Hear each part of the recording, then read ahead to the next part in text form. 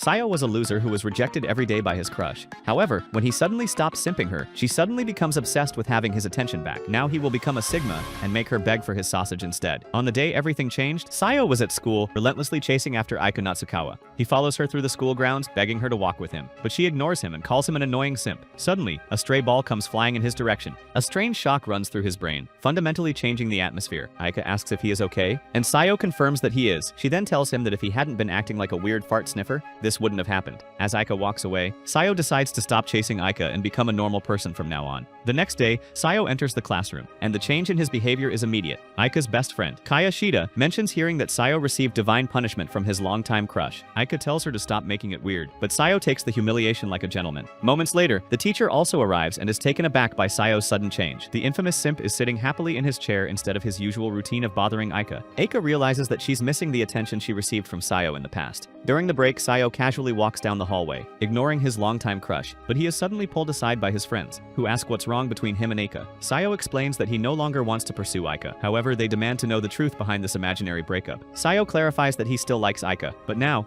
he wants to sniff her from a distance. Back in the classroom, as Sayo gets ready to leave for lunch, Aika asks where he is going. He simply replies that he is heading to the cafeteria by himself. His friends find this attitude incredibly strange, as the Sayo they know would have been on the floor begging Aika to urinate on his face. Seeing this drastic shift, they begin to believe that Sayo has finally gotten tired of being rejected. While eating alone during the break, a girl from the neighboring class, Rina Aizawa, interrupts him. She sits next to Sayo and tries to start a conversation, but he is not in the mood for dialogue. Surprisingly, Rina does not take this personally and leaves him alone. The next day, one of his friends approaches him and informs him that he has a visitor. It's Rina herself, approaching with the same cheerful energy as the day before. Sayo finds her behavior unnatural, questioning if she has recently transitioned from being a dude. However, his friend thinks Rina is a good match for him and tries to knock some sense into his head. Just then, Aika appears in the room with Ashita. Sayo tries to talk to her, but she answers him with rude stare. She drops her things on her desk and immediately leaves the room. In physical education class, Sayo gets distracted watching Aika and stands there like a mascot. He ends up compromising his whole team and is forced to apologize to them. Afterward, Ashita talks to him about Rena Aizawa, revealing that she was very attached to her ex-boyfriend Arimura just a few days ago. Apparently, Rena had been riding Arimura's sausage since their first year of high school. Later, the nosy Sayo decides to see this ex-boyfriend for himself. He overhears Arimura telling his friends that the woman he wants to bang next is Aika Natsukawa. Back in the classroom, Ashita mockingly asks Sayo if he is thinking about Rina. He claims that he wants to ask Rina something important, but suddenly, this little girl enters their classroom. Since Rina has no social anxiety, she joins the three of them. However, Ashita immediately asks her why she broke up with her ex, making it awkward for everyone. Rina is amazed at the question, since nobody knew about her breakup, but she explains that she was not capable of gobbling up Arimura's gigantic flagpole. Ashita replies that he must not have good hygiene, and that things will get better now that she has Sayo. Just then, Aika chimes in, thinking Ashita is going too far with the insults. Rina feels attacked by their comments, so she yells at Ashita and leaves the room. Sayo immediately goes after her to apologize, while the girls sit there like a couple of frozen mannequins. Sayo meets her at the park and tries to calm this young buckaroo. As they chat, Rina notes a curious fact. Sayo doesn't usually talk about Aika around her. He explains that it would be unethical to talk about other girls in her presence. However, Rina insists on talking about it and asks him directly if he likes Aika. Sayo says yes, but he feels awkward about it because Aika has been rejecting him from day one. Since the conversation is getting a little awkward, he changes the subject and asks about her riding skills. Rina reveals that she likes the reversed position, but since Arimura only liked boring stuff, they had to break up. To get revenge, she decided to ride other flagpoles, but her actions only caused more misunderstandings. To make her feel better, Sayo shares a story about being rejected multiple times in his life. He begins a dramatic tale about how he was chasing a girl who slapped him in public, and at that moment, Aika came to his rescue, which sparked his attraction to her. While Reina is shocked by this story, Sayo admits he was just trolling.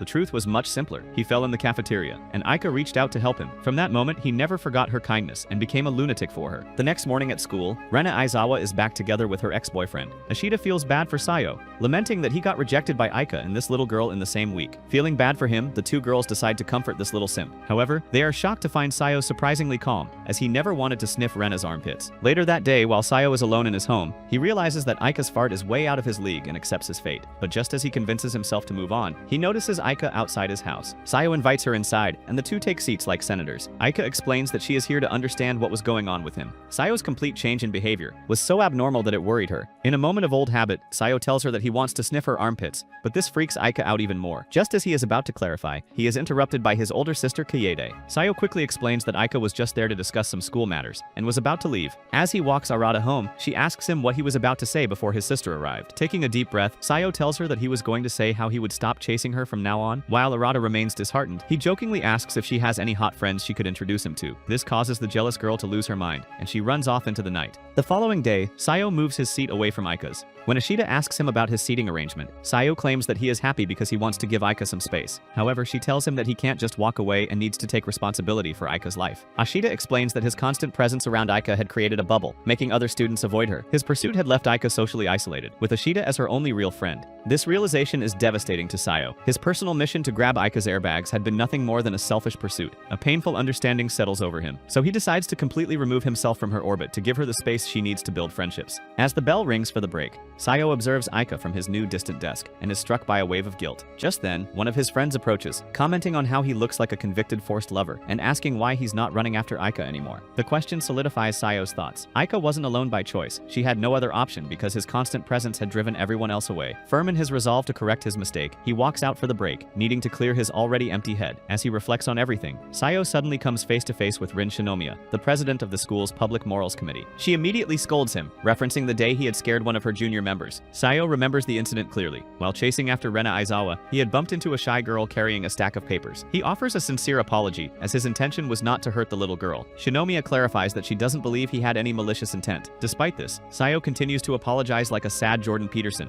and gets ready to leave, but Shinomiya stops him. She explains that the girl he scared, Uanami, is a hard-working but pessimistic member of her committee. Sayo tries to leave again, but Shinomiya grabs him and takes him to her office. There, she explains that Uanami lacks confidence, especially around men. Shinomiya also confesses her own struggles as a leader. Her attempts to encourage her team often backfire, as they feel they can never live up to her high standards, which only makes them feel worse. Sayo listens intently and then offers a surprisingly wise piece of advice. He suggests that Shinomiya should occasionally give her team members a surprise pole dance event to lift their spirits. They need to know that their leader is confident in her body and mind at all times. Shinomiya is taken aback by his insight, realizing he's smarter than he looks. Sayo also advises her to praise her team's efforts and show sympathy for their struggles, rather than just telling them to be as good as her. Moments later, as Sayo gets ready to leave, she asks for his name. However, he gives her a fake one, Yamazaki, hoping to remain anonymous. The next morning, Sayo is leaving his house with his older sister, Kaede. She asks if he has spoken to Aika since her visit the other night. He replies that they've only had normal classmate conversations. Kaede criticizes his approach, telling him he'll never get laid if he acts like a wuss. Just then, they spot Aika up ahead. Kaede offers to carry his luggage and urges him to go have a proper conversation. So he catches up to Aika, and they exchange a few stiff formal words like corporate drones. As they arrive at school, Ashita yells at him from the stairs, claiming that Shinomiya is pissed at him for lying. She's already inside his classroom, waiting for him to come by. Just as they are discussing how to deal with this, Shinomiya approaches him. She greets him as Yamazaki, then reveals that she knows about his lie. She tells Sayo that she wants to have a chat during the lunch break. As she leaves, the real Yamazaki appears behind him, angry that he used his name and got him involved. However, Sayo smoothly convinces the guy that Shinomiya is attracted to him, causing him to let go of his temper. During the break, Sayo brings some snacks to Shinomiya's office as a peace offering. He finds Uanami in the room as well and offers them the snacks. When Shinomiya asks why he lied, Sayo explains that having his name marked by the head of the Public Morals Committee seemed like a bad idea. Then, Shinomiya points out that he threw his friend under the bus, but Sayo explains that Yamazaki is attracted to her juggernauts and does not mind the attention. Before the conversation can get more awkward, Sayo tries to leave. However, the girls stop him, and Yu offers her own apology. She explains that she was scared the day they bumped into each other and misunderstood a lot of things. She even admits that she needs to work on her fear of men. Fed up with the moist weirdness in the room, Sayo simply wishes her good luck and leaves the room. As he walks down the hall, he glances into another classroom and sees Aika surrounded by a group of girls, laughing and making new friends. A wave of relief washes over him. His plan was working like he expected. Just then, Sayo receives a message from Kaede, asking for his help in the student council room. As he leaves, Aika notices him. It turns out that Kaede needs assistance gathering materials for the upcoming summer school tour. Sayo goes to the student council room, and the siblings decide to work together. He proves to be extremely good at administrative tasks, which impresses Kaede's teammates. They all praise his efficiency and hard work, as if he's rescuing a cat from a burning building. Back in the classroom, Aika seems to be getting along well with her new friends. One of them suggests they should go to her house on the weekend to meet her cute little sister.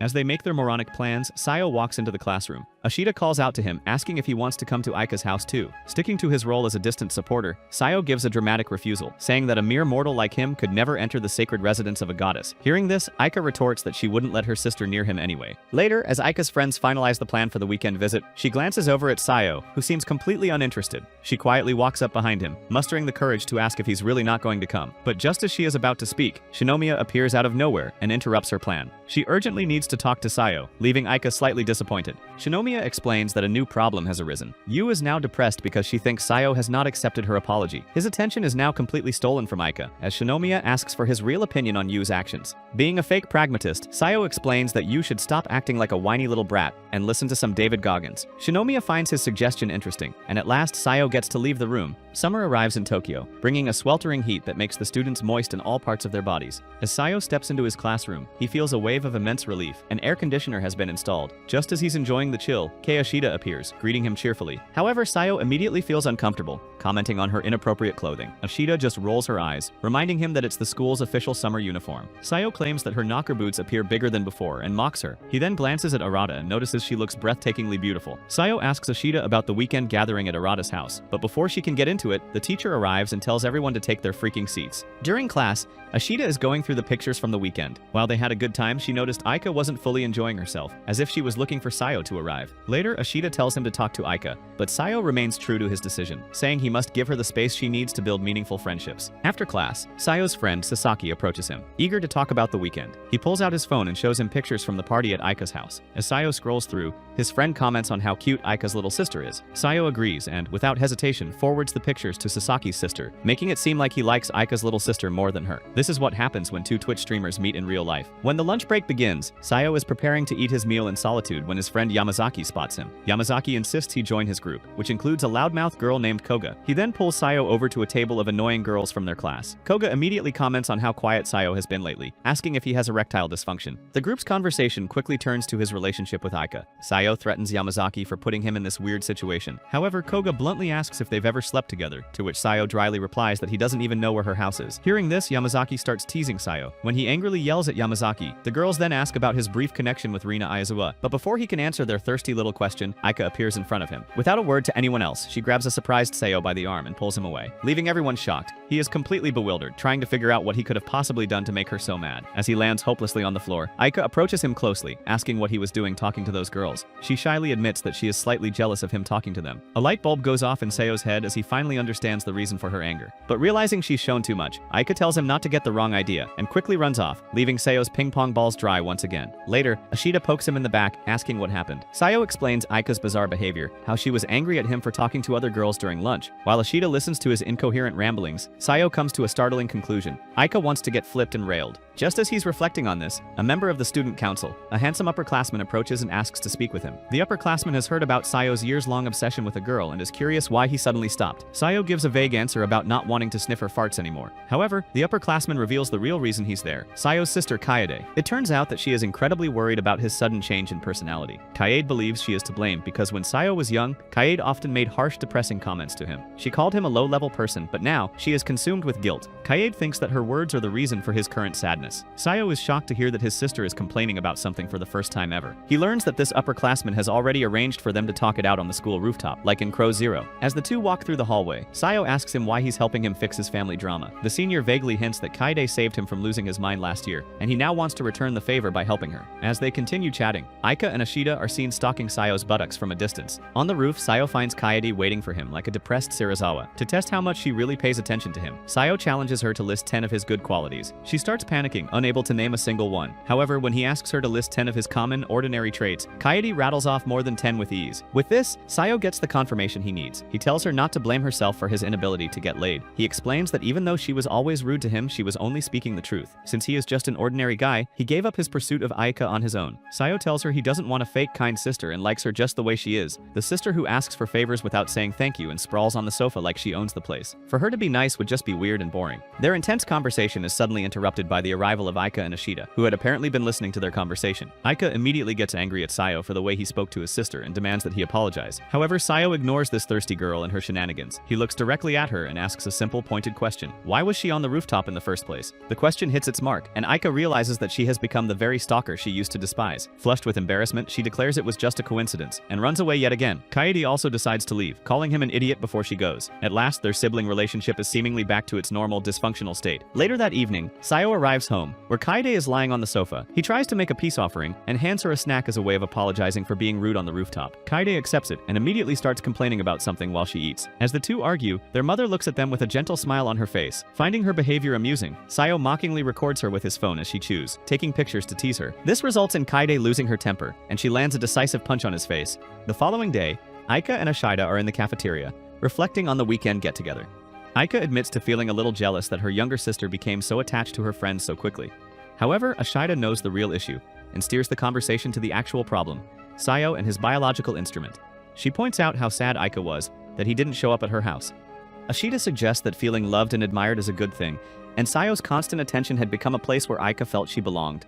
But now that he has stopped being a creep, that sense of belonging has vanished, leaving a stinking void between her legs. Aika tries to brush it off, but her friend keeps pushing. Ashida then gives her some solid advice. If she wants to get Sayo's attention back, she cannot just wait for him to change his mind. She needs to grab her non-existent balls and take the initiative herself. Meanwhile, at the Sayo residence, Sayo and his sister Kaede are having breakfast. She looks at his hair, which has grown out and is now a messy lump of hair like a pit bull's disgusting groin's discarded sack. She comments that it looks awful, but Sayo doesn't seem to care about his appearance anymore. Kaede reminds him of how he used to be so meticulous, almost obsessive about his looks. On the way to school, Sayo reflects on the hair comment, realizing he only took care of his appearance because he was trying to impress this Aika chick. Now that he has decided not to follow her anymore, he sees no reason to bother. Arriving at school, he greets Aika and Ashida with a formal, almost mocking tone, calling Aika a normal classmate. This earns him a swift kick in the leg from Ashida, who tells him to drop the act. He asks if they got home safely after their girls' outing yesterday, and they chat for a moment like normal friends. Later, Aika tries to approach him as he's about to leave for his break, but he doesn't seem to notice and heads out, leaving her standing there. Sayo finds a secluded spot in the school compound, intending to enjoy his lunch in peace. However, his solitude is short-lived. He finds the entire Public Morals Committee group sitting at the next table. Shinomiya spots him and insists he join them, hoping she gets some of that barbecue action at night. Yu also calls him over, so he reluctantly agrees to sit down with them. During their meal, Sayo is surprised to see how much Yu has changed. She is far less insecure and more confident. The conversation is pleasant, and Shinomiya expresses her sincere gratitude to Sayo. She explains that he was the essential catalyst for Yu's newfound confidence, helping her see that men can be kind. Furthermore, Shinomiya reveals that his advice, to pat her teammates on the back and support them, had a profound effect, strengthening her bond with Yu and making her a better leader. She tells Sayo that he is extremely valuable to this school, and that he should act more confidently. Furthermore, Shinomiya mentions that he does not seem like Kaede's brother at all, having known his sister since their first year of school. Upon returning to the classroom, Sayo is confronted by his friend Sasaki, who looks strangely tense. He is upset because Sayo had sent the picture of him with Aika's little sister to his own sister, Yuki, who has been tormenting him about it ever since. After getting his frustration out, Sasaki pulls Sayo aside to talk privately. With a serious expression, he makes a stunning confession. He wants to clap Aika's Doritos. Sayo is taken aback, but his reaction isn't one of anger or jealousy. Instead, a quiet understanding settles over him. He reflects on the situation with surprising maturity. Aika is a girl far above his own level, and she deserves someone who is her equal. He sees Sasaki as that person. He's handsome, popular, plays football, and has many good qualities. He comes to the conclusion that Sasaki might just be the man for Aika, especially since he is also an infamous fart sniffer in the community. With a sense of resignation, Sayo believes he did the right thing by staying away from her. Sayo starts feeling a sense of rejection and hides in the washroom. He later notices Sasaki walking with Aika and Ashida and feels a pang of heartbreak. As he's getting his things to leave school for the day, Aika appears behind him. When Sayo asks her if she wants to go home with him, she gently nods her head. Later, Aika asks him where he disappears to during breaks, and he tells her he eats in the cafeteria. She then asks why he always eats alone, and he reveals that he ate with the committee girls today. Aika's face darkens with a hint of jealousy. What she really wants is for Sayo to eat with her and then eat her afterwards. However, Sayo tells her he doesn't want to spoil the new dynamic she has with her friends and Sasaki. As they head down the stairs, Aika comments on the disgusting lump of abomination of hair he has and asks him to fix it. Sayo asks her for an opinion, and she simply says it doesn't matter. But when Sayo insists on getting a response, Aika seductively approaches him and mentions that if his hair had been black when they first met, she never would have spoken to him. Taking her indirect advice to heart, he goes home and attempts to dye his hair a dark brown. His sister Kaede finds him in the bathroom doing a terrible job and takes over, shaking his head around like she's trying to unalive him. Afterwards, she tells Sayo to wait a couple of days for the color to set properly. Sometime later, the results for the midterm exams are posted. Sayo looks at his own ranking and sees it has dropped drastically. He realizes that his primary motivation for studying was his desperate need to be close to Aika. Now that the primary focus is gone, his grades have suffered. As Sayo stands there, he looks over the results again and sees Aika's name. Her performance has done the opposite of his. She has improved dramatically, soaring to second place in their year. A painful thought strikes him. All this time, he was the one holding her back. He looks over and sees her talking and laughing with her friends. Just then, Sasaki approaches him and reveals that he is in 29th place. At this moment, Sayo realizes that Sasaki is not only handsome and popular, but also a great student. This confirms Sayo's deepest insecurities, solidifying the belief that he had made the right choice to step aside. The next day at school, Aika is the center of attention as her new friends eagerly plan their summer vacation. As they chat, Sasaki asks if she intends to invite Sayo as well. The other girls speculate that it must be hard for him to approach Aika now that she's so popular. Sayo overhears this from his desk and simply leaves the classroom, walking down the hallway by himself. On his way, his attention is caught by 3 Miley Cyruses, who are staring strangely at Aika through the doorway. Driven by a protective instinct, Sayo confronts them, asking what they want with her. The suddenness of his approach startles Marika, who lets out a high-pitched scream before regaining her composure. Marika, the leader of the squad, insults him for chasing such a beautiful goddess like Aika. However, Sayo simply smirks and makes fun of her stupid scream, which causes the girls to get annoyed and leave. The commotion brings Aika out to see what's going on. Sayo quickly dismisses the incident, telling her it was just 3 girls who were ovulating and throwing tantrums at him. The next day, Tokyo experiences heavy rainfall in the morning. Sayo and Aika are walking separately on their way to school when they happen to bump into each other. The nonchalant stud continues walking, while Aika runs after him like a digger of golds. Just then, Sayo notices a car speeding towards a large puddle right beside her. Without a second thought, he lunges in front of her and saves Aika from getting splashed with dirty water. As he stands there, soaked with disgusting poop-infested water, Aika is left flustered. Sayo arrives at class, drenched to the bone and shivering. Feeling responsible and worried, Aika offers him her handkerchief. Yamazaki tries to tease him and offers his sweaty handkerchief as well. But just then, Sayo slumps onto his desk and passes out cold. He wakes up sometime later to the sound of the teacher droning on about the Third World War. Sayo has an intense headache and can barely open his eyes. Ashita notices this and tries to talk to him. Just then, the teacher sees the commotion and approaches his table. Realizing he looks like Joe Biden right now, she gives him permission to go to the infirmary.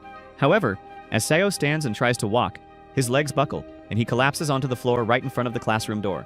As his classmates rush to help, Sayo's mind drifts into his past.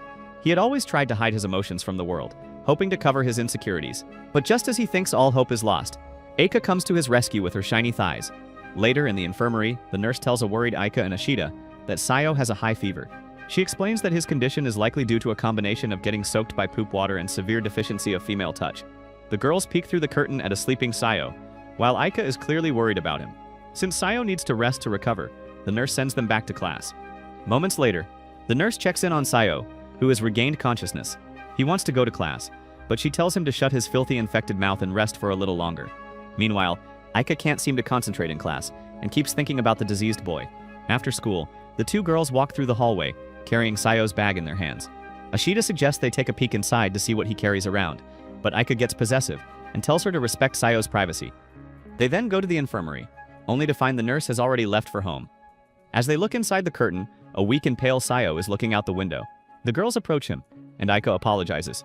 She blames herself for him getting sick and moves closer, but Sayo shouts at her to stay back, afraid he'll pass the poop disease on to her. Just as they are about to leave for home, they run into Kaede and Shinomiya, who have also come to visit. All 4 girls enter the infirmary to see the stud, who looks increasingly depressed with his situation. Kaede and Shinomiya both place their hands on his forehead to check his temperature. Their open concern ignites a look of displeasure and jealousy on Aika's face. The next day, Sayo does not go to school, and Aika hates herself for missing him. That evening, as Sayo is resting, someone rings the doorbell. It turns out that Aika and Ashita are there to visit him. The girls tell him how everyone in the class was worried, and show him the messages. Since Aika is unable to express her emotions clearly, she ends up yelling at Sayo once again before they leave. Sayo is back at school the next day, and Aika notices him talking to Marika in the hallway. It seems the blonde girl is after Aika and approaches her. Marika complains that only second-year students are eligible to become the president of the student council, so she formally asks for Aika's support in her campaign, explaining that not a single first-year student has applied for the position. This gives her an opening if she can build enough support. While she rambles, all of Marika's friends surround them, clearly trying to drink her soap water or something. Sayo immediately sees her strategy and intervenes, asking Marika if her plan is to simply use Aika as a poster girl. He bluntly points out the flaw in her logic. Aika's beauty and popularity are so immense that she would completely overshadow Marika, making the voters forget who the actual candidate is. Insulted by this accusation, Marika angrily demands to know what he means. With the entire class now watching, Sayo looks from the preppy girl to Aika and makes a clear, confident declaration that Aika is way prettier and has better-looking airbags on her chest. The statement electrifies the room. Everyone turns to look at Aika, whose face erupts in a deep blush. However, Sayo is genuinely confused by her reaction. He has been calling her a goddess countless times, so why is it different now? Ashita explains that this was a sincere compliment delivered as a defense in front of everyone. The public praise is too much for Aika to handle, so she drips some moist gravy inside her skirt while yelling at him. Seeing her bright red face, Sayo can't help but say how cute she looks. That single word is the final straw, making Aika even more embarrassed, and she runs away. The school day begins with Sayo at the blackboard, effortlessly solving a complex math problem that had stumped his NPC classmates. The teacher praises his work, and as he returns to his desk, Ashita leans over to tease him, surprised by his academic display. From his seat, Sayo glances over at Aika, noticing again how she is now constantly surrounded by a lively group of friends. When the lunch bell rings, he heads out to the school cafeteria. Sayo finds that all the tables are full, but just then, Yuanami sees him and calls him over to the Public Morals Committee's table. Reluctantly, Sayo joins these wacky idiots for lunch, while wondering why they invited him. While Yu inquires about his poop disease, Shinomiya has other plans. She immediately cuts to the chase and formally asks if he would be interested in joining their committee, which shocks the beta male to his core. Shinomiya explains that she will be stepping down as president in a few months, and they have so far failed to recruit any male students.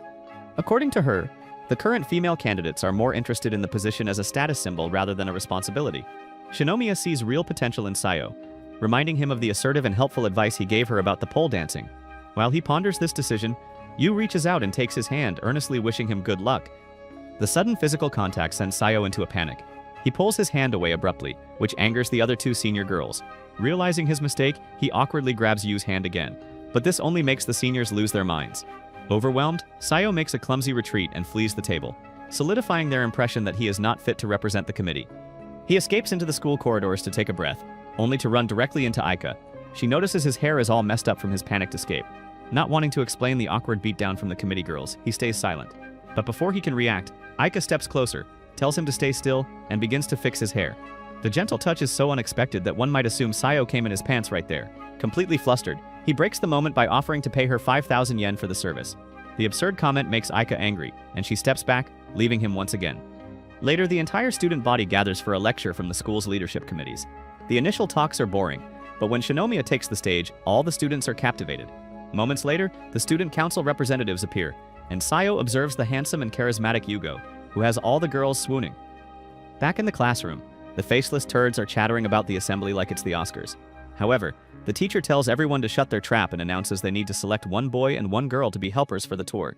Since no one volunteers for such a whack job, the teacher decides to settle it with a game of rock, paper, scissors. Sayo is paired against a disgusting-looking classmate and quickly wins, saving himself from duty. Ikea, on the other hand, loses her match and is obligated to take the responsibility of a tour guide. Seeing this, Sasaki immediately stands up and proposes to take the other boy's place, claiming he has always been a helpful guy. The teacher questions him about his inability to control his mayonnaise production, but Sasaki assures her that his biological instrument is fine. It's a strategic move to get closer to Aika, and everyone knows it. Meanwhile, Sayo looks on with contempt, secretly wishing he could be the one beside Aika. Ashita notices his expression and comments that Aika and Sasaki seem to be a good match. To disguise his true feelings, Sayo agrees, but she doesn't trust his mediocre acting. Ashita even calls him a loser for his lack of balls, and Sayo can't help but agree. With the first term over, the teacher announces the official start of summer vacation. As Sayo leaves, he glances back at his handsome friend Sasaki and simply walks away. Meanwhile, Aika stares at his retreating backside like it's a leprechaun. As the summer vacation begins, Sayo is working at his part-time job at a local bookstore. The manager praises him for his ability to work quickly and compliments him. Later, while sweeping the front of the store, Sayo notices 3 older boys ruthlessly bothering a small child. Without hesitation, he steps in like the Undertaker. The older boys quickly back off, calling Sayo an idiot before leaving. He then brings the frightened boy inside the store and learns that his name is Kuta. Sayo calls for his relative, and soon after, his older sister with gigantic knockers arrives, dribbling them like LeBron James.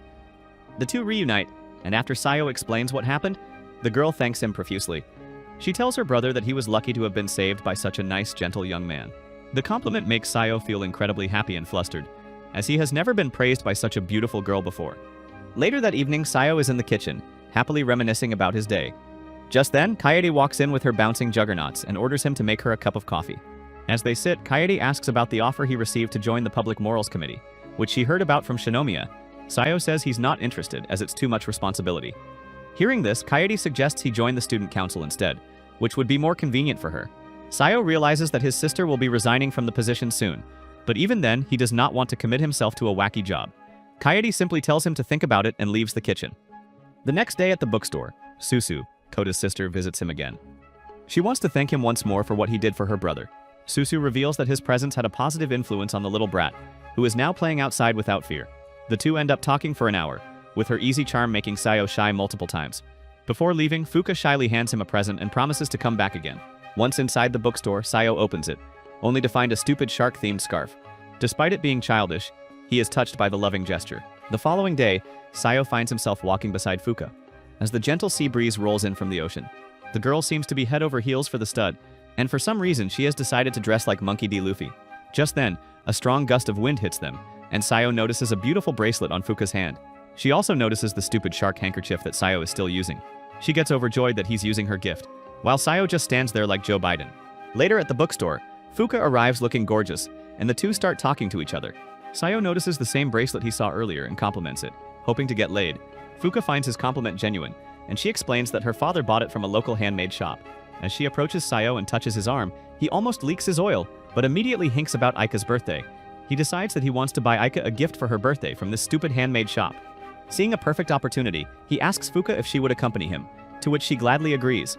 Now as they venture out to the shop, Fuka seems slightly awkward, worried that someone might see them and get the wrong idea. She adds that her outfit is way too stylish to go into the store and says she wants to get dressed in her casual clothes. Impulsively, Sayo glances at her juicy melons and immediately breaks into a stinky sweat. However, he comforts the hottie, saying the outfit looks good on her. Meanwhile, a parallel trip is underway. Ashida, Aika, and her energetic little sister Irie are also heading out to enjoy a day at the ocean. On their way, they pass by Sayo's house. Ashida comes up with the idea to ring his doorbell and invite him along, but there's no answer. Assuming he's busy with his part-time job, the three of them continue, unaware that he is heading to the very same coastline. Sayo and Fuka take a break at the beach to enjoy the ocean view. She teases him, asking if he wants to see girls in swimsuits, to which he immediately refuses. Fuka mentions that she hates swimming because she has to buy a new swimsuit every year, as her juggernauts keep getting bigger. Sayo's carrot maximizes for a second, but Fuka changes the conversation and instead rubs her chest on his body. Sayo gets nervous about this, and the girl immediately apologizes. Later, the two arrive at the handmade craft shop. The owner greets Fuka warmly, recognizing her as a returning customer. As they browse the countless shells and stones, Sayo feels overwhelmed, unsure of what would make the perfect gift for Aika. The owner tries to help him out, but Sayo's brain cannot comprehend this simple task. Fuka notices his frustration and asks if the present is for someone he likes. Seeing no way out of it, Sayo tells her the truth about his one-sided crush. Fuka gets ecstatic hearing this and promises to help him choose the best gift ever. She shows him a pink shell, but Sayo thinks it looks like a discarded unicorn ball. Seeing him lost in thought, Fuka asks who this girl is, and he explains his long one-sided history with a girl who never returned his feelings. Being a nosy little chick, Fuka asks for more information, and he confesses that Aika rejected him multiple times, but he doesn't seem to get hurt by it. His love for her was the motivation that pushed him to study harder and get into their school. He clarifies that he no longer expects a relationship, but he still wants to give her this gift as a token of gratitude. He adds that if a stupid gift brings a smile to her face, then he will be completely satisfied. His heartfelt confession touches Fuka's ovaries, as she recognizes his genuine efforts for this other girl. Feeling a bit lighter, Sayo decides to stop overthinking and just choose something from the heart. On the other hand, Aika, Ashida, and Irie are enjoying their time at the beach. After jumping around like animals, they sit down to cool off. Just then, they notice the same handmade craft shop in the distance and decide to visit it. Meanwhile, as Sayo looks around the shop, his eyes land on a painting on the wall. It's a picture of a younger Fuka, and Sayo is stunned. From her outfit, he realizes it's a middle school uniform. He had assumed this entire time that Fuka was a mature college student. However, it turns out that she is still a child who is currently a middle schooler. Moments later, Sayo starts cutting up a shell to make a custom gift for his crush, Aika. While he's at it, Fuka jumps around to motivate him, which only ends up distracting his ding-dong. Later, while his flagpole cools down, the two start talking about love. Fuka claims she has never had a boyfriend, and gets embarrassed. But Sayo tells her that when someone falls in love, they finally become mature. Moments later, Aika, Ashida, and Airi arrive at the very same craft shop. They are told that craft making for the day is over, but they can still look at the products. As they browse, Aika's sister Airi notices a new picture on the wall, the one featuring Sayo and Fuka from their earlier visit. Later, as the three girls are eating near the beach, Aika catches a fleeting glimpse of a boy in the distance. It was so fast that she couldn't be sure, but her heart lurches with the possibility that it was Sayo. When Aika mentions she might have just seen him, Ashida dismisses the idea, jokingly saying he might be on a date. Aika finds this idea ridiculous, though a seed of jealous suspicion has been planted in her mind. As evening falls, Fuka and Sayo head home on the bus, where they once again talk about the birds and the bees. Exhausted from the day, Fuka eventually falls asleep as her head nods off. Sayo watches her for a moment before turning his attention to his phone as a message comes in. It's from his classmate, Ashita, who has sent a message to their group chat. When Sayo opens it, his eyes widen. It's a photo of Aika in a swimsuit, running like a squirrel on the beach. A wave of flustered panic rushes to his face as he realizes that Ashita, Aika, and her sister had been at the same beach. During a quiet shift at the bookstore, Sajo asks the owner what his plan is for when the summer break ends, and he can no longer work. The old man excitedly tells him that he's already in the process of hiring a girl with a massive backside. He tells Sajo that he'll soon be a professor and will need to guide his students. As the old man leaves, Sajo's enthusiasm for his duties is revealed to be non-existent as he simply gazes at the books. Just then, the bell on the door chimes, and a girl with a quiet, thin voice calls out to him. He turns and recognizes her immediately. It's Mina Ichinose, the timid girl who sits next to him in class. She explains that she saw the recruitment sign and is here to apply for the part-time job. Sayo can't help but wonder if someone so shy would be able to handle customer service. He goes to get the owner, who is weirdly overjoyed for some reason. It turns out that Mina is a regular customer and a true book lover, making her a perfect fit to work in this bookstore. Later, as Mina shows her resume to him, the owner hires her without a second thought. He then introduces Mina to his wife, who is equally welcoming but immediately points out that Mina's long bangs will get in the way of her work. Before Sayo can process what's happening, the owner's wife pulls out a pair of scissors like a psychopath, offering to cut Mina's hair right then and there. Immediately, Sayo steps in to save this little introverted girl. He thinks about his approach for a while, and then formally introduces himself as her classmate and future co-worker. He cleverly asks her if her bangs ever get in the way when she reads, and if so, what she does about it. Mina quietly replies that she uses hairpins and demonstrates pinning them back. This is the first time Sayo has seen her stupid little disgusting face. Thankfully, the simple, elegant solution satisfies the owner's wife, and the crisis is averted.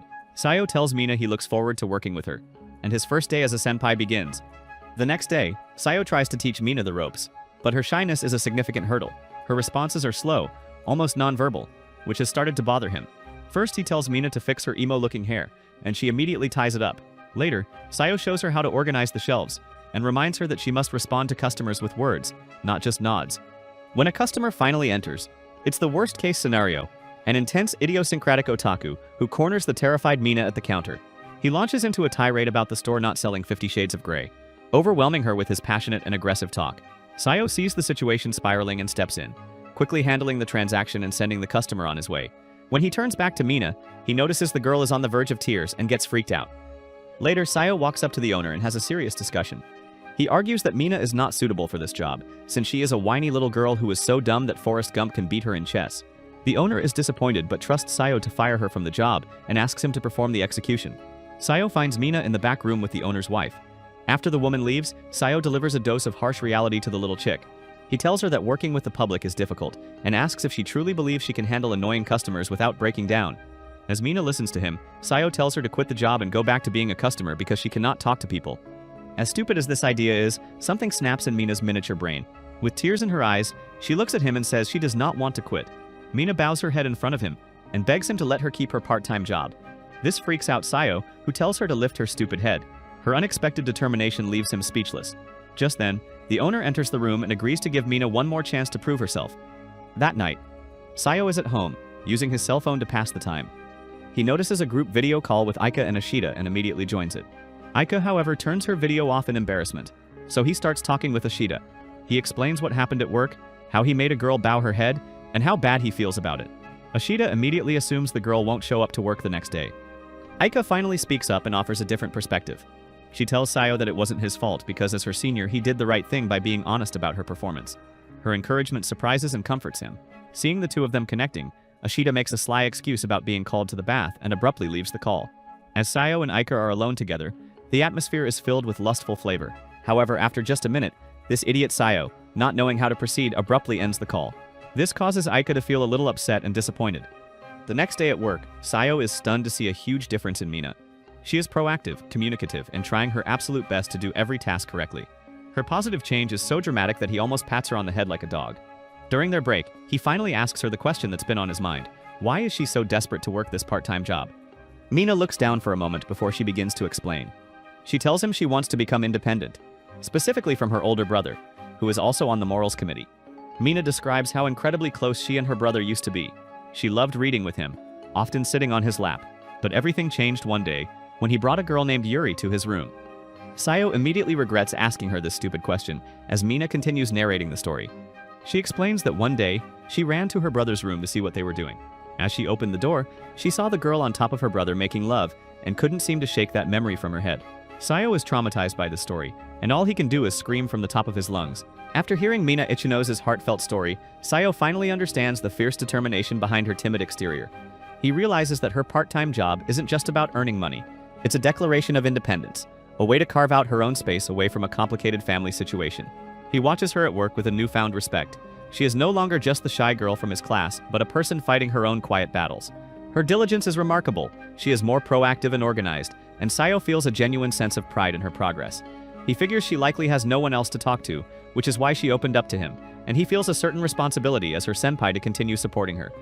A few days later, the girl with giant melons, Fuka, visits the bookstore again. Sayo introduces the two, and they greet each other politely. Wanting Mina to have a genuine conversation with another girl, he steps back and lets them chatter like crows. Sayo is happy to see them getting along, feeling that a friendship with the cheerful Fuka is exactly what Mina needs. The two immediately fall into a deep conversation about books. Fuka asks Mina what her favorite book is, and Mina explains that she often chooses books based on their cover and title. This answer delights Fuka, who shares a similar passion. They bond quickly, and Mina even recommends a favorite book, which Fuka promises to read.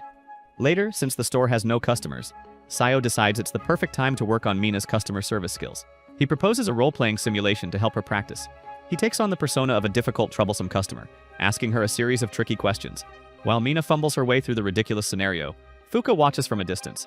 Eventually, she also gets into the spirit of it and acts as another problematic client. Despite being nervous initially, Mina handles the simulation surprisingly well, using the confidence she has been slowly building. The exercise is a success, and Sayo feels satisfied that he is preparing Mina for when he eventually leaves the job. The revelation that he'll be leaving seems to hurt Mina, and she quietly walks away from him. While Sayo stands there confused, the girl starts working on the shelves by herself. As he leaves for home, he wonders whether Mina will be able to handle things on her own after he quits his part-time job. That evening, he pours a glass of milk and gulps it down. Just then, his sister Kaede enters the kitchen and lounges on the sofa in her typical fashion. She then orders him to make her a hot cup of coffee. Even then, Sayo's mind is fixated on the emo chick from the bookstore and how she has no one else to talk to. He feels a distinct sense of responsibility for her well-being. As Sayo hands the coffee to Kaede, she stirs it and takes a big sip. Unlike other times, she does not insult him. Kaede simply hands the cup back to Sayo and gets up to leave. The stud gets confused by this reaction and tastes it himself. Immediately, he recoils in disgust, realizing he accidentally used salt instead of sugar. Back at the bookstore, Mina is working diligently under Sayo's guidance when he notices a cookbook on the table, making her slightly embarrassed. It turns out she learned to cook eggs to surprise her brother, but when she went to meet him, she was greeted by his girlfriend Yuri instead. She had cooked for both of them, but since they didn't like the taste, Mina was deeply hurt. Meanwhile, the fragile peace at the bookstore is shattered by the arrival of a tense-looking young panda, who happens to be Mina's older brother. He had finally tracked her down, hoping to talk. As he tries to approach his sister, Mina gets terrified and immediately hides behind Sayo, refusing to speak to him. Acting as her shield, Sayo calmly steers them to a nearby cafe to talk things over properly. Once inside, the confrontation unfolds. The panda apologizes to Mina for neglecting her after he started dating Yuri and pleads with her to continue their brother-sister relationship. Just then, the panda's girlfriend Yuri joins them. They both seem to think that Mina is too fragile for a customer service job. Yuri insists that she must quit, framing it as their duty to protect her. Throughout their lecture, the panda and his girlfriend treat Mina like a little child, who is incapable of making her own decisions. Seeing her silent and distressed, Sayo finally intervenes in their family discussion. He passionately defends Mina, telling them they haven't seen her growth. He describes her courage in facing difficult customers, her proactive work ethic, and her careful handling of the books. He tells the panda that thinking his sister should always remain under his wing is wrong. At last, Sayo declares that the couple has to trust Mina to build her life in her own way. This powerful speech leaves the dumb couple speechless, and Mina looks at him with tears of profound gratitude in her eyes. Finally, the panda couple seems to understand what the misunderstanding really was. The scene shifts to the school, where Aika is walking through the quiet hallway. Sasaki approaches her from behind to sniff her backside. They then exchange pleasantries, commenting on the quietness of the school and how much they've changed their appearances during the summer break. Soon the two walk together to an empty classroom to organize their materials for the tour. Aika takes a seat at a desk and pulls out her phone. She goes through her group chat with Ishida and Sayo and lets out a gentle smile. Just then, Sasaki returns to her desk and hands her a piece of paper. But instead of moving on, he sits beside her like a creep, making it awkward for Aika. The scene returns to the bookstore, where Sayo is checking in on Mina.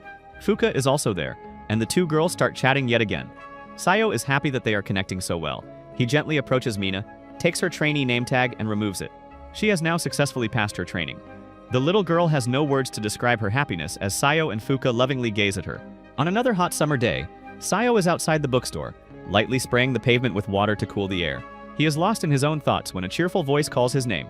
He looks up to see Fuka and her gigantic set of airbags hanging off her chest. She playfully comments on the heat, fanning herself and playing with her hair.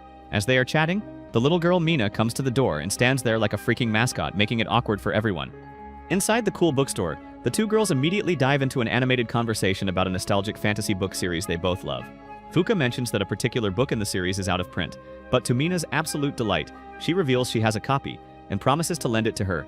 Sayo watches them from a distance, a sense of satisfaction washing over him. He's happy to see the once timid Mina opening up and making a genuine friend. As he puts away some books, his phone buzzes with a notification. It's a message in a group chat for the upcoming school visit tour.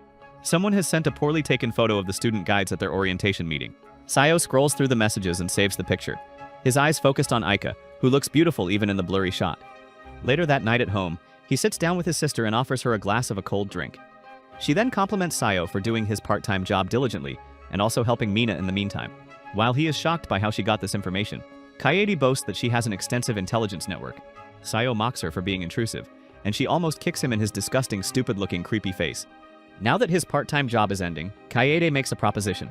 He should help with the school visit tour.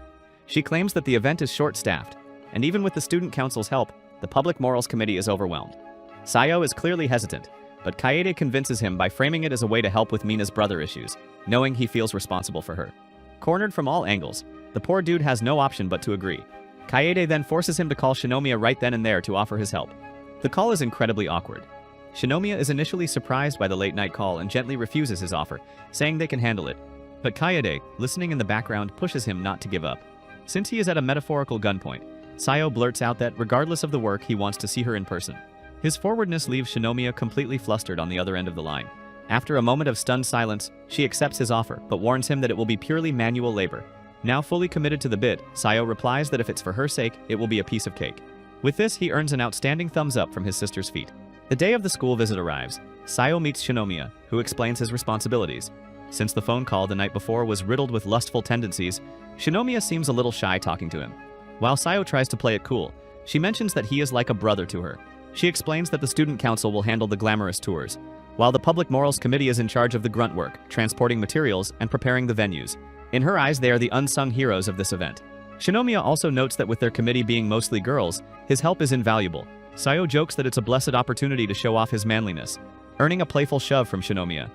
Meanwhile, Eika is in a completely different world. She's one of the star guides, paired with Sasaki. Her thoughts, however, are not on the tour. When Sasaki asks her if she wants to join him in the football tournament, she politely refuses.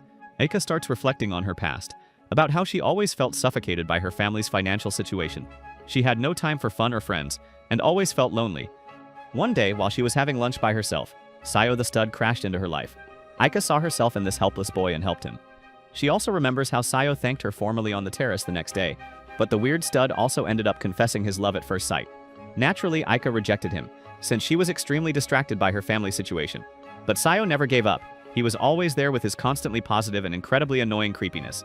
Aika seems to finally realize that Sayo's relentless pursuit, which she hated for a long time, had actually helped her with her mental health. The rumors about the strange boy following her had made other students notice her, talk to her, and slowly her world began to expand. In a flashback, as graduation from middle school approached, there was a brief period when Sayo didn't appear, and she felt an unexpected pang of disappointment. But her world changed on the day the high school acceptance lists were posted. She saw her name on the board for Kaotsu High and felt a surge of excitement. She immediately called her mother to share the news. Just as she was about to leave, Sayo approached her. He had also managed to get into Kaotsu High, as his only goal was to remain close to Aika. As they walked down the corridor, he continued to pamper her and tell her how cute she was, but all Aika did was remain embarrassed and shout at him. Now, in the present, with Sayo so distant, Aika is overwhelmed by a feeling of loss. She realizes just how much she misses his presence. A desperate need to see him and talk to him takes over her mind. Aika begins to run like a convict, searching for him through the empty halls of the school. Sayo's memories flood her mind. His voice, his ridiculous compliments, and his recent promise not to bother her anymore. Just then, Aika spots him in the distance carrying a chair and runs after him, but he disappears into another room before she can catch up. Her frantic search continues, and she goes through the entire school to find him. As she runs through the corridor, Aika finally bumps right into him. The impact sends both of them stumbling to the ground, with Aika landing in a provocative posture for Sayo. But this time, he looks straight into her loving eyes as she looks back at him. As the two get up, Sayo stretches his body like a golden retriever. Aika finds this cute somehow, and he sheepishly mentions how he has been doing manual labor for the school tour. Aika's next words send a jolt through him, as she admits she saw him working earlier. She suddenly steps closer, invading his personal space in a way she never had before. Aika takes a small sniff of his disgusting armpits and states matter-of-factly that he smells like sweat. The proximity and the intimacy of the gesture leave him completely frozen. This was a distance she had never allowed. Sayo struggles to process it, and he rationalizes it as a fluke, thinking that her ovaries must be malfunctioning after not having seen him for a while. While Aika fans herself, Sayo asks her why she was running so frantically through the corridors. After a moment of hesitation, she confesses that she wanted to see him in person. This is totally not what Sayo was expecting, and Aika even claims that she missed him during the holidays. This is all too much for him to handle, so he simply shifts the conversation to his part-time job, claiming that his working relationship with Mina has improved significantly. This causes a flicker in Aika's expression, almost like a hint of jealousy. Sayo never intended to make her sad, so he compliments Aika, noting that she got a tan over the break. This reminds her of the beach trip with Ashita, which in turn reminds Sayo of the swimsuit photo. Immediately, Aika's face flushes with anger. She demands he hand over his phone so she can delete it, but Sayo instinctively grabs her hand to stop her. As the lovers stay frozen in the moment, they are interrupted by Ashita with a cheerful greeting. To reset the mood, Sayo buys orange juice from a vending machine. They find a bench to sit on, and Ashita talks about her volleyball club, mentioning she's a likely candidate to be a starter next year. The conversation then turns back to Sayo's tan. He almost lets it slip that he was at the same beach as them, but stops himself, not wanting to explain his outing with Fuka.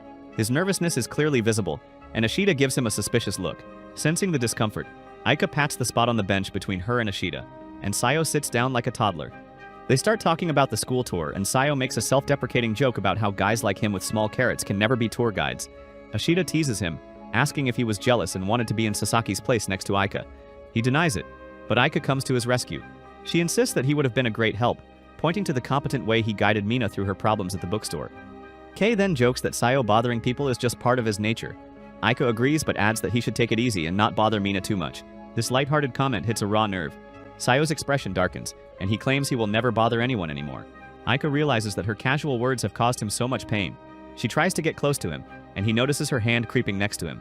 Just then, Aika gets up and asks if he'll be at school tomorrow for the tour. He mentions that he has a little work left to do, but promises to come and sniff her backside. The next day, the school is bustling with visiting middle schoolers. The charismatic student council president Yugo is on stage, effortlessly captivating the young audience. Sayo, from his position among the manual labor crew, watches the scene unfold. He sees Aika, looking like a princess, smiling sympathetically at the students, and he can't help but feel like a lowly servant in comparison. Outside, Sasaki is greeting his assigned tour group of middle schoolers, which includes Fuka and her friends. He introduces them to Aika, and one of the girls immediately asks about their relationship, causing Sasaki to blush. However, Aika calmly clarifies that they are just classmates, which naturally makes Sasaki a little sad. The tour begins, with both Aika and Sasaki proving to be excellent guides. During a walk through the halls, they encounter a group of rowdy boys bothering Rina Aizawa. Aika steps in with a surprising and powerful confidence, staring them down and declaring that the school doesn't need troublemakers like them. Her authoritative demeanor leaves the boys speechless, and impresses Aizawa as well. As the tour continues, Fuka gushes to her friends about Sayo, saying she wants him to be their guide next time. Her friends tease her relentlessly about her obvious crush. Later, even the troublemakers approach Aika and apologize to her for being a bunch of Republicans earlier. After they finish with their group, Sayo and another committee member pass by carrying some equipment. Aika spots them, but Fuka takes the lead. She shouts Sayo's name and runs towards him, while Sasaki and Aika follow close behind. Sayo is caught off guard as the group of girls surrounds him. Fuka's friends excitedly tell him how he went out on a date with her, and how he is such a polite gentleman. Aika listens to all of this with a complicated expression. However, Fuka gets completely embarrassed and eventually leaves with her annoying little friends. Later, Ashita starts teasing Sayo about being a polite gentleman. Aika is still confused, as she has a bunch of questions that are laced with jealousy. She questions Sayo about everything she just heard. With no other options, he decides to tell them the entire story. Moments later, the girls are satisfied with the story, but Aika still wants to delete the swimsuit photo from Sayo's phone to prevent him from playing with his little Japanese carrot. However, Sayo promises to look at the photo only once a day. Realizing that she kind of loves him now, Aika says that he can keep the photo on one condition. She looks him straight in the eye and asks Sayo to hang out with her and Ashita from now on. The stunned Sayo cheerfully accepts this deal, making Ashita glad that her friends are morphing into a couple. On a rainy afternoon near the end of the summer break, Sajo is working a quiet shift at the bookstore. He is working with Mina and moving some books to protect them from the damp air. Just as it starts raining, he is surprised to see Aika running towards him with her jiggling balloons, seeking shelter from the downpour. As they get inside the bookstore, Mina immediately hands her a towel to dry up her moisture. Sajo is still confused by her appearance in the bookstore, so he asks Aika what she was doing out in the rain. She explains that she was nearby and simply wanted to hang out with him. Sajo cannot believe what he just heard, but Aika continues with her jealous questions. As Mina overhears their conversation from a distance, Aika wants him to stop working at the bookstore and sniff her backside instead. As if the situation wasn't complicated enough, the bell chimes again, and Fuka arrives, also soaked from the rain. She comes inside and greets Arata, who immediately uses a towel to dry her gigantic wet airbags. Just then, Mina greets her from a distance, and Fuka excitedly goes inside the back room. Aika looks on with a complicated expression as the two girls quickly fall into an easy animated conversation about books. Feeling like an outsider, Aika makes a slightly jealous comment about how well Sayo seems to get along with both of these girls. However, he deflects the conversation, telling her that he is simply a friendly guy. This statement hits closer to home than he intended, and Aika angrily tries to leave the bookstore. However, when Sajo tries to stop her, Aika's foot slips on the wet floor and she loses her balance. Instinctively, Sajo manages to catch her in his arms, as they are frozen in a classic romantic pose. As the two stare lovingly at each other, Mina and Fuka are witnessing the entire intimate moment from a distance. However, they immediately close the door to give the two lovers some privacy to fiddle with their private parts. Now that they are alone, the air becomes thick with romantic tension. Aika changes the subject back to their plan to hang out. She formally invites Sayo to her house, but this time she clarifies the reason. She wants him to be a kind older brother to her sister Irie. The direct and somewhat strange request leaves Sayo completely flustered, but he takes this as a compliment and agrees to come. This marks the beginning of their long-awaited relationship. A few days later, a nervous Sayo arrives with Ashita at Aika's house. Seeing him flustered, Ashita takes the initiative and rings the doorbell. They are soon greeted not only by Aika but also by her energetic little sister, Irie. To everyone's surprise, Irie takes an immediate and intense liking to Sayo. She climbs onto his back, demanding piggyback rides, and he, unable to refuse, spends the next hour crawling around the living room floor completely at her command. Seeing the dead look in his face, Aika picks up the little girl and saves his life for some time. In just a few seconds, Irie goes back to play with Sayo, which brings a warm smile to both Aika and Ashita's faces. Later, all of them sit together and grab a glass of cold drink. Seiho mockingly mentions that Arata is just as irritating as her older sister, making Aika slightly mad at him. Even Ashita teases her, and she starts gently punching her on the back. After hours of being a donkey for Irie, Sayo sits in a moment of quiet reflection. However, his peace is soon interrupted by the arrival of Aika's mother. As she enters, her eyes land on Sayo, and a look of recognition crosses her face.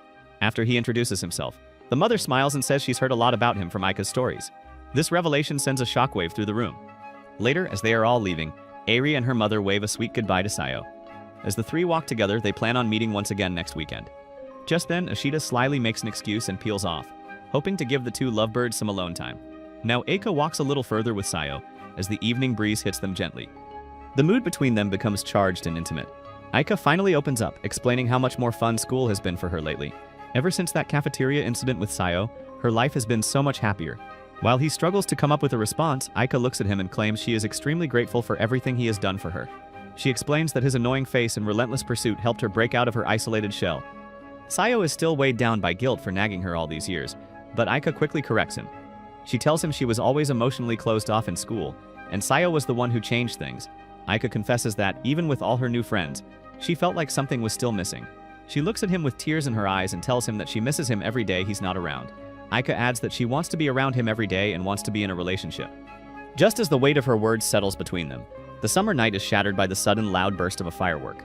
Aika, who has a fear of loud noises, instinctively throws herself into his arms, clinging to him tightly. In the quiet moment after, as they stand close together, she looks up at him and tells him how much she loves him. As they stand there, a beautiful feeling lingers in the air. Sayo hesitantly reaches for her hand, but gets insecure about it. Seeing this, Aika takes the initiative herself, and their hands gently intertwine. He holds her hand tightly, and they walk the rest of the way home in a comfortable shared silence. The next day, in a perfect reversal of how their story began, it is Aika who is waiting for Sayo on the way to school. She fixes his tie like a sitcom wife, and the two set out for school. Their relationship is no longer a one-sided dream anymore, but a shared reality. If you want to see more videos like this, comment naughty below. Until then, subscribe, like, and share this video with all of your friends.